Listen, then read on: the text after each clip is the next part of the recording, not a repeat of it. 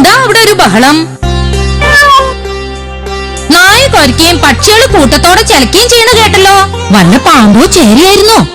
അത് സഖാവ് മൂർഖൻ. ഇതുള്ളൂ. എന്നിട്ട് നിങ്ങൾ അടിച്ചൊന്നില്ലേ? ഇല്ല, അതും ഭൗതിയെപ്പോലെ ഈശ്വര സൃഷ്ടി. അതും ഭൂഗോളത്തിന്റെ അവകാശിയല്ലേ, ജീവിക്കട്ടെ. അത് കൊള്ളാം. നമ്മളെ കുട്ടികൾ ഓടി നടക്കുന്ന സ്ഥലല്ലേ, അതുകൊണ്ട് നമ്മളെ പറമ്പിൽ വരുമ്പോ അടിച്ചു കൊല്ലണം. കൊല്ലണമെന്ന് നിനക്ക് വേഗം പറയാം, കൊല്ലുകയും ചെയ്യാം. പക്ഷേ നിനക്കതിന് ജീവൻ കൊടുത്ത് സൃഷ്ടിക്കാനൊക്കുമോ? നിങ്ങളൊരു കാര്യം.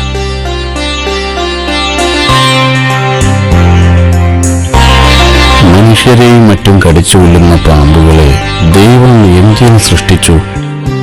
ആന, കടുവ, സിംഹം തുടങ്ങിയ ഒട്ടേറെ മൃഗങ്ങൾ, മൂങ്ങ, വാവൽ, കഴുകൻ, മൈന, പഞ്ചവർണ്ണക്കിളി തുടങ്ങിയ ഒട്ടേറെ പക്ഷികൾ. എന്തിന് കടലിൽ തിമിംഗലം, സ്രാവ്, മത്സ്യങ്ങൾ എന്നിങ്ങനെ ഒട്ടേറെ ജീവികളെ ഭൂമിയുടെ അവകാശികളായി സൃഷ്ടിച്ചിട്ടുണ്ട്. ഈശ്വരൻ ഇവയെയൊക്കെ എന്തിനു സൃഷ്ടിച്ചു എന്നൊന്നും അറിഞ്ഞുകൂടാ. എല്ലാം ദൈവഹിതം.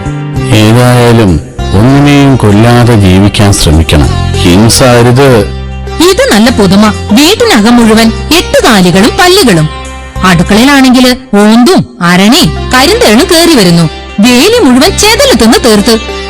ദാ ഇത് കണ്ടില്ലേ, വസ്ത്രങ്ങളും പുസ്തകങ്ങളും എല്ലാം ചെതല് തിന്ന് തീർത്ത്. ഞാനിതൊന്നും കാണുന്നില്ലേ? ഞാനെല്ലാം കാണുന്നുണ്ട്. എലീന്റെ ശല്യാണെങ്കി പറയാനില്ല. നിങ്ങള് റേഡിയോഗ്രാമിന്റെ വയറ് എലി കടിച്ചു മുറിച്ചത് കണ്ടില്ലേ? വീട്ടിനകത്ത് മുഴുവൻ എറുമ്പും പാറ്റയും വണ്ടും. അപ്പോഴങ്ങളെ ഒരു ജന്തുപൂജ. ഞാൻ ഒരു ജന്തുവിനെയും പൂജിക്കുന്നില്ല.